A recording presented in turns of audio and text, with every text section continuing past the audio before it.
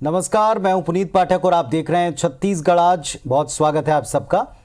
छत्तीसगढ़ में धान खरीदी के पहले बारदाने को लेकर सियासी पारा चढ़ा हुआ है। भाजपा ने धान खरीदी जल्द करने की मांग करते हुए मुख्यमंत्री और प्रदेश के कृषि मंत्री को बारदाने गिफ्ट करके भेजे हैं। तो वहीं अब प्रदेश के कृषि मंत्री रविंद्र चौबे ने इन बारदानों को लेकर एक बड़ा पलटवार किया। कृषि मंत्री ने कहा कि भाजपा के भेजे गए बारदाने प्रधानमंत्री नरेंद्र मोदी को भेजे जाएंगे। उन्होंने कहा कि वो प्रधानमंत्री को इस बात से अवगत कराएंगे कि छत्तीसगढ़ भाजपा 2500 रुपये में धान खरीदी के समर्थन में है, इसलिए एक बार फिर केंद्र सरकार से इसकी अनुमति देने की मांग की जाएगी। उन्होंने बताया कि सरकार जैम पोर्टल से भी 70,000 गठान बारदाना खरीद रही है। वहीं नेता प्रतिपक्ष धर्मलाल कौशिक ने भी राज्य सरकार पर बारदानों को लेकर फिर निशाना साधा। कौशिक ने कहा 15 साल तक भाजपा की सरकार ने धान खरीदी की, लेकिन कभी इसको लेकर केंद्र की तरफ नहीं ताका।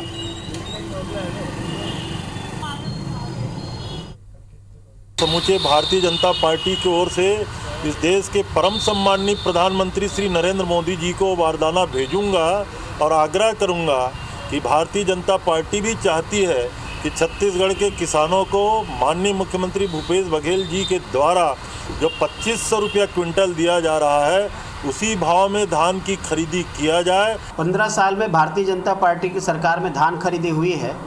हमने कभी केंद्र का नाम नहीं लिया और कभी बारदाने की बात नहीं की, क्योंकि बारदाना के लिए आपको ऑर्डर देना है और बारदाना आपको प्राप्त करना है, और इसलिए ये आपकी जवाबदारी है। कोविड का संकट के समय है, आपको मालूम है कि फैक्ट्रियां, उद्योग प्रभावित हुए हैं, इसलिए समय रहते उस पर जागना था। 1 दिसंबर से छत्तीसगढ़ में धान खरीदी शुरू होगी, लेकिन सरकार अभी तक बारदाने की व्यवस्था नहीं कर पाई। अब पीडीएस दुकानों के साथ ही मिलर्स से बारदानों की व्यवस्था की जा रही है। साथ ही इस बार प्लास्टिक बोरों के जरिए भी धान खरीदी होगी। इस बात की जानकारी देते हुए प्रदेश के खाद्य मंत्री अमरजीत भगत ने कहा कि कोरोना के कारण बारदानों की आपूर्ति प्रभावित हुई है। केंद्र सरकार ने महज 1,43,000 गठान बारदाने आवंटित किए, जिसमें से केवल अभी तक 56,000 गठानें पहुंच पाई हैं और ऐसे में प्लास्टिक बारदानों की खरीदी की तैयारी है। साथ ही पीडीएस दुकान और मिलर से भी बारदानों की व्यवस्था करवाई जा रही है। करोड़ के लगभग जो 70,000 जो गठान है वो एसडीपीपी प्लास्टिक बारदाना आपूर्ति जो होना है, इसके लिए प्रक्रिया चल रही है। बिलासपुर में कांग्रेस विधायक शैलेश पांडे ने गृह मंत्री के सामने ही पुलिस विभाग पर पैसे लेने के खुले आरोप लगा दिए। कांग्रेस विधायक के बयान पर प्रदेश अध्यक्ष मोहन मरकाम ने नेताओं कार्यकर्ताओं को पार्टी फोरम पर बात रखने की नसीहत दी, तो विपक्ष ने तंज कसने में देर न की। बीजेपी भले ही कांग्रेस विधायक के बयान पर सरकार को घेरती हो, लेकिन खुद पार्टी के वरिष्ठ नेता पार्टी के प्रति अपनी नाराजगी जाहिर करके दिक्कत में डालते हैं। एक रिपोर्ट देखिए। हमारे शहर में व्यापारी बंधु, हमारे शहर के नागरिक आए दिन वहां पर पर्चियां कट रही हैं। आए दिन पुलिस विभाग के, ट्रैफिक पुलिस के लोग, जिनसे व्यापारी के बंधु हमारे दहशत में हैं, हमारे शहर के नागरिक, उनको रोज चालान पेश किया जा रहा है। इसके कारण बेहद तकलीफ हो रही है। मुझे इस बात से भी मैं आपको अवगत कराना चाहता हूँ। ये दर्द है बिलासपुर से उस कांग्रेस विधायक का, जिन्होंने 15 साल बाद बिलासपुर सीट को जीतकर कांग्रेस की झोली में डाला। ये तकलीफ है पहली बार विधायक बने शैलेश पांडे की, जिन्होंने पुलिस विभाग की कार्यशैली पर सवाल उठाए। सरकंडा और तारबहार थाने के वर्चुअल उद्घाटन के मौके पर शैलेश पांडे ने गृह मंत्री ताम्रध्वज साहू के सामने ही पुलिस विभाग पर सभी कामों के लिए पैसे मांगने का आरोप लगाया। मंच से उन्होंने पुलिस पर तंज कसते हुए कहा कि क्यों ना थाने के बाहर एक रेड लिस्ट चिपका दी जाए। बात को बढ़ता देख मंच पर मौजूद गृह मंत्री ताम्रध्वज साहू ने मामले में जांच कराने की बात कही। शैलेश जी, थाना भवन का उद्घाटन है। थाना भवन के उद्घाटन में अपने आप को सीमित रख के बोले तो ज्यादा अच्छा है। जो आपको शिकायत है रिटर्न में दे दें, मैं जांच करवा दूंगा। सूबे में 15 साल बाद सत्ता में लौटी कांग्रेस के नेताओं और कार्यकर्ताओं में असंतोष का ये पहला मामला नहीं है। शैलेश पांडे के अलावा तखतपुर विधायक रश्मि सिंह भी बीते दिनों पुलिस की कार्रवाई पर सवाल उठा चुकी हैं। कांग्रेस विधायक का बयान सामने आने के बाद पार्टी की प्रदेश इकाई ने कांग्रेस नेता और कार्यकर्ताओं को अपनी बात पार्टी फोरम पर रखने की नसीहत दी। साथ ही मीडिया और दूसरे सार्वजनिक मंचों पर ऐसी बातें साझा न करने के लिए कहा है। लेकिन कांग्रेस विधायक के बयान को हथियार बनाकर अब विपक्ष राज्य सरकार को घेर रहा है। निवेदन करना चाहता हूं कि आप लोग जो भी घर की बात है, मोहन मरकाम से कोई तकलीफ है, हमारे संगठन के लोगों से कोई तकलीफ है, विधायकों से तकलीफ है, घर की बात हम घर में कहें, मीडिया में कोई सार्वजनिक बात ना हुआ है। मैं निवेदन के साथ आग्रह करना चाहता हूं। भावना में कभी कभी ऐसी बातें हो जाती हैं जो अनुशासन के दायरे के भी बाहर हो जाती हैं और अच्छा भी नहीं दिखता है। अगर माध्यम है, हमारे पास रास्ते हैं जहां अपनी बातें रख सकते हैं तो ज़रूर उसको अपनाना चाहिए। पार्टी फोरम है, पार्टी फोरम में भी रख सकते हैं, ये अनुशासन जरूरी है। जिस प्रकार से अभी कांग्रेस के अंदर न केवल कार्यकर्ता बल्कि जनप्रतिनिधि, विधायक मुखर होकर के जिस बात को रख रहे हैं, वास्तविक में ये प्रदेश के लिए एक चिंता का विषय है। वैसे सत्ताधारी पार्टी के नेताओं के साथ साथ विपक्ष के नेताओं का दर्द भी कम नहीं है। बीते दिनों बीजेपी के प्रशिक्षण शिविर में पूर्व गृह मंत्री ननकीराम कंवर ने सवाल उठाया कि जब बीजेपी सरकार ने 15 साल विकास का काम किया तो पार्टी हार क्यों गई। इस पर बीजेपी आलाकमान ने नेताओं को धीरज रखने को कहा। भारतीय जनता पार्टी बहुत बड़ा परिवार हो गया है। एक परिवार में भी सब आदमी संतुष्ट नहीं रहते हैं। इसका मतलब ये नहीं होता है कि वो परिवार से अलग हो जाते हैं। जो परिवार का मुखिया रहता है, किसी को कुछ शंका भी रहता है तो उसका समाधान भी करता है, उसको समझाई देने का प्रयास भी करता है। तो ऐसा कोई कुछ भारतीय जनता पार्टी में नहीं है, सब ठीक ठाक है। भारतीय जनता पार्टी तो विपक्ष में है, विपक्ष में तो ये सब चलते रहता है, पर सरकार का तो परफॉर्मेंस दिखना चाहिए ना, और सरकार का कोई परफॉर्मेंस नहीं दिखता है। हर चीज की तुलना बीजेपी के 15 साल की बीजेपी से क्या लेना देना। सरकार अभी कांग्रेस की, जनता ने कांग्रेस को जिताया है, इसलिए कांग्रेस की जिम्मेदारी है कि वो अपने जनता की जो रिस्पॉन्सिबिलिटी है उसको पूरा करे।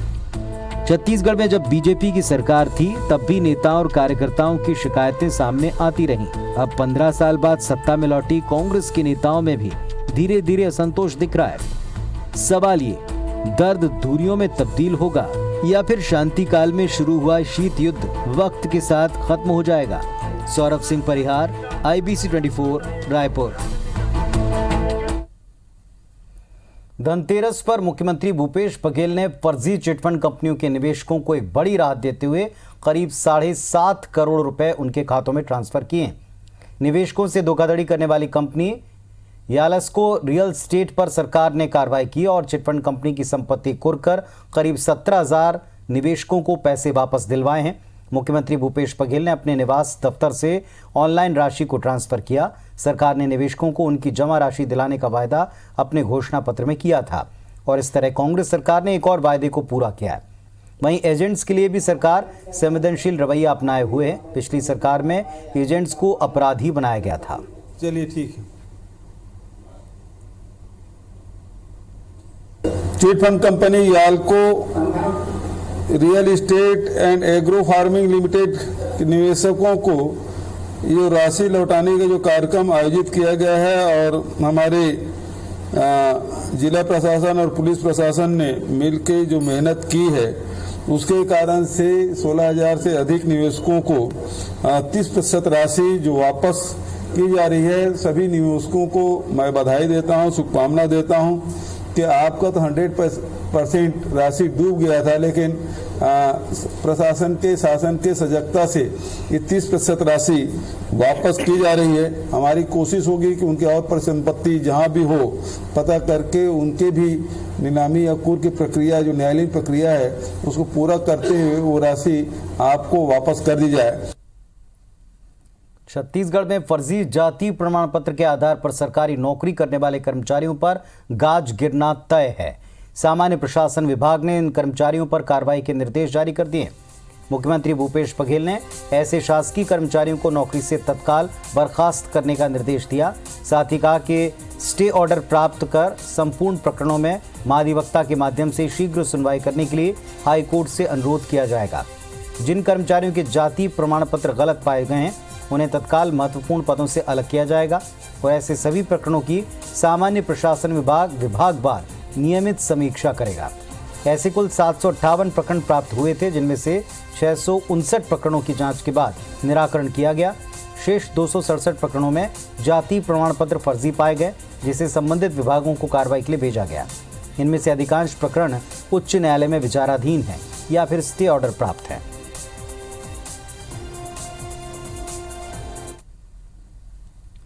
मुख्यमंत्री भूपेश बघेल ने दीपावली पर शहीद जवानों के परिजनों को शुभकामना संदेश भेजा, जिसको लेकर प्रदेश के गृह मंत्री ताम्रध्वज साहू दुर्ग जिले के शहीद अमित नायक के घर पहुंचे।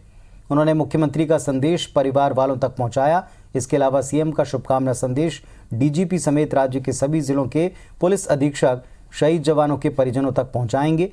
छत्तीसगढ़ बनने के बाद अब तक छत्तीसगढ़ के 517 जवानों ने राज्य और देश के लिए अपने प्राण न्यौछावर किए। इसके साथ ही शहीद जवानों के परिजनों के लिए अनुग्रह राशि 3 लाख से बढ़ाकर 20 लाख कर दी गई। सीएम ने संदेश में कहा कि कोई भी जवान का परिवार खुद को अकेला ना समझे, सरकार उनके साथ है।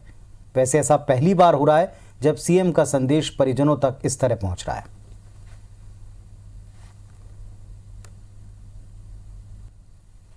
छत्तीसगढ़ में धनतेरस को लेकर जबरदस्त उत्साह देखने को मिल रहा है। खासतौर पर राजधानी रायपुर में लोग बेहद उत्साहित हैं। हालांकि इस बार तिथि को लेकर थोड़ा कंफ्यूजन जरूर है।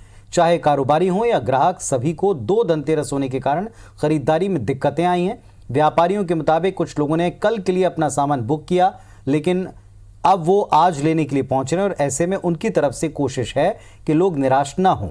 वहीं लोगों के मुताबिक उन्होंने कल के लिए सामान बुक किया था, लेकिन आज डिलीवरी लेने के लिए निकले हैं।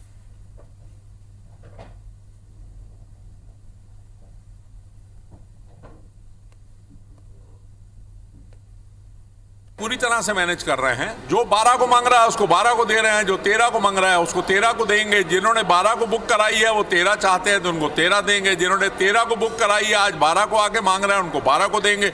यहाँ आया हुआ हर व्यक्ति संतुष्ट होकर वापस जाएगा। लोगों में एक कंफ्यूजन ये था कि धनतेरस दिवाली के 2 दिन पहले है कि दिवाली के 1 दिन पहले, लेकिन हिंदू तिथि और मान्यताओं के हिसाब से धनतेरस कल है। तो जिनकी कल की डिलीवरी थी वो आज लेने आ रहे हैं, तो किसी को नाराज तो कर नहीं सकते। तो जो जैसा कस्टमर बोल रहा है वैसे हम मैनेज करके देते जा रहे हैं डिलीवरी।